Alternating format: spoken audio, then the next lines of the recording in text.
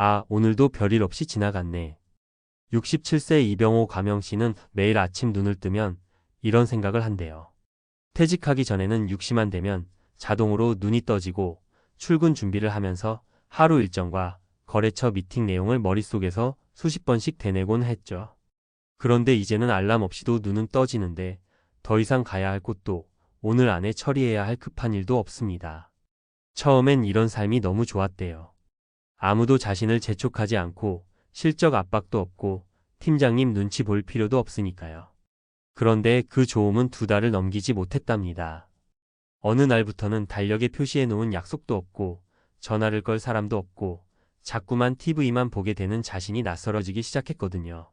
병호 씨는 이렇게 말했어요. 나는 그냥 아무것도 강제로 하지 않는 삶을 살고 싶었어요. 평생 회사에서 시키는 대로 집에서도 가장으로서 해야 할 일만 하고 살았으니까요. 근데 막상 아무것도 하지 않으니까 하루가 너무 길더라고요. 사례 1. 은퇴 후 아무것도 하지 않는 삶을 즐기다 허무해진 63세 김순자 씨. 김순자 씨는 백화점 문화센터에서 꽃꽂이를 가르치던 강사였어요. 40년 가까이 현장에서 수업을 하다가 63세에 은퇴하자마자 이렇게 다짐했대요. 이제 좀 쉬자. 매일 강의 준비하고 수업 끝나면 설거지하듯 뒷정리하고 온종일 웃느라 입이 아팠어. 앞으로는 그냥 놀 거야. 처음 2달 동안은 집에서 드라마를 몰아보고 딸이 준 태블릿으로 유튜브도 보고 아침에는 천천히 산책도 했어요. 그런데 석 달쯤 지나자 갑자기 불안감이 몰려왔대요. 하루 종일 말 한마디 안 하고 지나가는 날도 있었고 잠들기 전엔 내일 뭐 하지? 가 아니라 내일도 또 이렇게 보내야 하나라는 생각만 맴돌았답니다. 결국 순자 씨는 다시 동네 주민센터의 실버 자원봉사팀에 들어갔어요. 매주 한 번씩만 나가도 오늘 하루가 너무 빨리 지나간다고 해요. 사례 2. 아무것도 하지 않는 삶을 끝내고 재취업한 69세 이영우 씨. 69세 이영우 씨는 공기업에서 팀장으로 정년퇴직하고 1년 동안 아무 일도 하지 않았습니다. 골프도 배우고 해외여행도 다녀오고 하고 싶었던 건 다 해봤대요. 그런데 집에만 있으면 아내에게 잔소리를 듣는 날이 점점 많아졌답니다. 당신은 왜 그렇게 하루 종일 TV만 봐? 운동이라도 좀 하지 그래? 이런 말이 반복되자 처음엔 기분이 상했지만 곧 깨달았대요. 정말 자신이 아무것도 안 하고 있다는 걸요. 결국 형우 씨는 지인의 소개로 작은 제조업체에서 자문 역할을 시작했습니다. 한 달에 3번만 출근해도 누군가 자신을 필요로 한다는 느낌이 들어 살맛이 난다고 합니다. 사례 3. 하고 싶은 것만 하는 삶을 실천 중인 65세 박정수 씨. 박정수 씨는 조금 다릅니다. 대기업 임원으로 퇴직한 뒤 처음부터 노는 삶을 목표로 한 게 아니라 하고 싶은 것만 하는 삶을 계획했대요. 매주 월요일과 목요일은 복지관에서 영어 회화 수업을 듣고 화요일에는 아내와 등산, 금요일은 손주 돌보기, 토요일은 교회 봉사 이렇게 일정표를 직접 짜 놓았어요. 아무것도 안 하고 싶긴 한데 정말 아무것도 안 하면 내가 무너질 것 같았어요. 그래도 하고 싶은 것만 하는 삶은 아직 내가 살아있다는 느낌을 주거든요. 전문가의 인사이트, 아무것도 하지 않는 삶이 주는 함정. 은퇴 설계 전문가들은 말합니다. 대부분의 은퇴자들이 은퇴하면 그냥 푹 쉬고 싶다고 하죠. 하지만 여기엔 2가지 문제가 숨어 있대요. 첫째, 쉼은 짧을 때 가치가 있다는 점입니다. 오랜만에 휴가는 달콤하지만 그것이 일상이 되면 단조로움과 허무함으로 변질됩니다. 실제로 한국복권사회연구원 조사에 따르면 은퇴 6개월 이내에 아무것도 안 하는 생활에서 오는 무기력감을 호소하는 비율이 58%를 넘는다고 합니다. 둘째, 사람은 사회적 동물이기에 역할 상실에 약하다는 점입니다. 퇴직 후 무기력감, 우울감, 심지어 신체적 노화가 빠르게 진행되는 이유도 내가 하루 동안 누구에게도 필요하지 않다는 감각 때문이에요. 이 감정은 시간이 지날수록 나는 쓸모없는 사람인가? 라는 생각으로 이어져 정신 건강에 악영향을 미칩니다. 그렇다면 아무것도 강제로 하지 않는 삶을 건강하게 살기 위한 방법은 뭘까? 작은 약속이라도 만들기.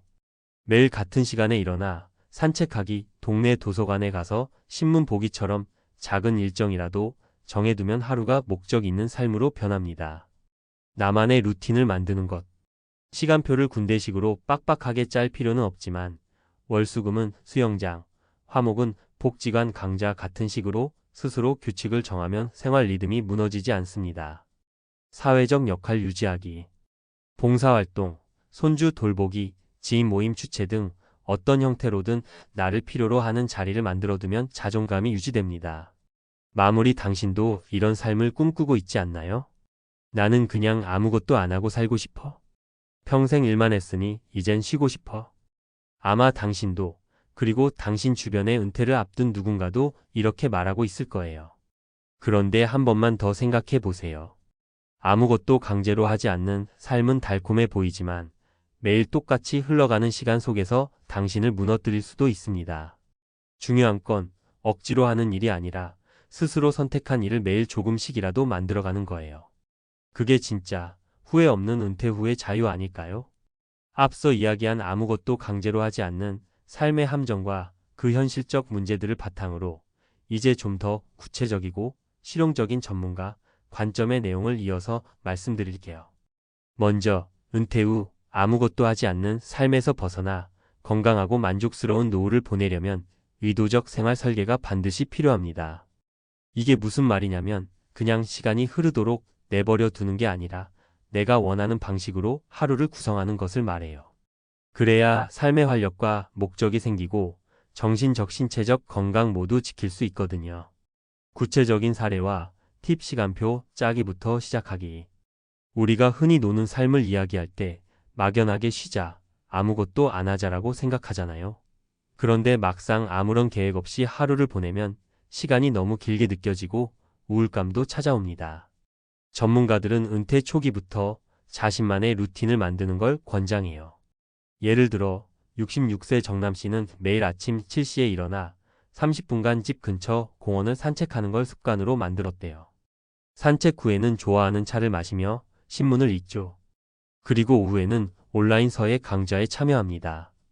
작은 약속을 지키는 게 하루에 작은 성취감을 줘서 무기력해질 틈이 없다고 해요.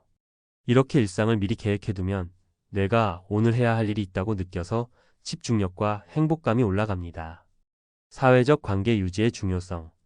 은퇴 후 가장 큰 변화 중 하나는 사회적 역할의 상실이에요. 직장에서는 업무를 통해 자연스럽게 동료와 소통하지만 퇴직하면 하루 종일 집에만 있을 수도 있죠. 이게 장기화되면 고립감과 우울증으로 이어집니다. 심리학자들에 따르면 65세 이상 노인 중 30%가 사회적 고립 상태라고 해요. 이 숫자는 상당히 높죠. 그래서 일주일에 최소 23회 이상 가족이나 친구 혹은 지역사회 모임에 참여하는 걸 추천합니다. 예를 들어 64세 은퇴자 은희 씨는 동네 독서 모임과 밴드 활동을 병행하고 있는데 서로 관심사를 공유하며 필요한 존재가 되니 삶이 활짝 열렸다고 하더라고요. 신체 건강 관리와 운동 루틴 만들기. 몸이 아프면 마음도 무너지기 쉬워요. 특히 은퇴 후 신체 활동이 줄면 근력은 물론 면역력도 떨어지기 마련입니다. 세계보건기구 WHO는 65세 이상 노인에게 주당 최소 150분의 중등도 유산소 운동과 주 2회 이상의 근력 운동을 권장합니다. 하지만 무리하게 운동 계획을 세우면 오히려 금방 포기하게 되니 일단 산책이나 가벼운 스트레칭부터 시작하는 게 좋아요. 그리고 체력에 맞게 점차 늘려가는 거죠. 또 67세 퇴직자 현수 씨는 헬스장 대신 매일 아침 집 주변을 걷고 주말엔 친구들과 배드민턴 동호회에 나간다고 해요. 이렇게 꾸준한 활동이 몸과 마음 건강 모두에 큰 도움이 됩니다. 경제적 안정과 지출 계획 세우기. 은퇴 후 아무것도 하지 않는 삶이 힘든 이유 중 하나는 경제적 불안정 때문일 수도 있어요. 돈 걱정이 있으면 마음 편히 쉴 수 없잖아요. 그래서 은퇴 전부터 재무 설계를 철저히 하는 게 중요합니다. 실제 금융 전문가들은 은퇴 후 생활비의 7,080%를 준비하는 걸 권장해요. 여기에는 주거비, 식비, 의료비, 여가비 등이 포함됩니다. 예를 들어 65세에 은퇴한 미경 씨는 월별 고정 지출과 변동 지출을 나눠 기록하며 매달 예산을 점검하는 습관을 들였어요. 덕분에 갑작스러운 의료비 발생 시에도 당황하지 않고 대응할 수 있답니다. 주의사항 지나친 모의 상태 피하기. 아무것도 강제로 하지 않는 삶은 자유로워 보이지만 지나치게 아무것도 하지 않는 상태에 오래 머물면 은퇴 우울증에 빠질 위험이 큽니다. 전문가들은 이런 상태를 심리적 공백이라고 부르는데 장기간 지속되면 심장질환, 고혈압 등 신체 건강에도 악영향을 미칩니다. 때문에 스스로 동기부여를 할 수 있는 작은 목표를 만드는 게 매우 중요해요. 예를 들어 매달 한 권씩 책 읽기, 매주 한 번 새로운 요리 도전하기, 3개월에 한 번씩 가까운 곳 여행 가기 같은 활동입니다. 이 목표들은 은퇴 생활에 활력을 불어넣고 자기 효능감을 높여줍니다. 요약하며 은퇴 후에도 하루를 내가 주도하는 일정으로 설계해야 해요. 사회적 관계를 꾸준히 유지하고 외로움을 줄여야 합니다. 적절한 운동과 건강 관리는 필수. 재무 계획을 세워 경제적 불안감을 해소하세요. 너무 아무것도 하지 않는 건 피하고 작은 목표로 동기를 유지하세요. 이제 한번 스스로에게 물어보세요. 나는 오늘 무엇을 위해 일어날까? 답이 없으면 그냥 흘러가는 하루가 되지만 작은 목표라도 있으면 하루가 달라질 거예요. 이런 실용적인 팁과 사례들이 여러분의 은퇴 후 삶을 한층 더 건강하고 의미 있게 만드는 데 도움이 되길 바랍니다. 필요하다면 각 단계별 실행법이나 세부 계획도 언제든지 알려드릴게요.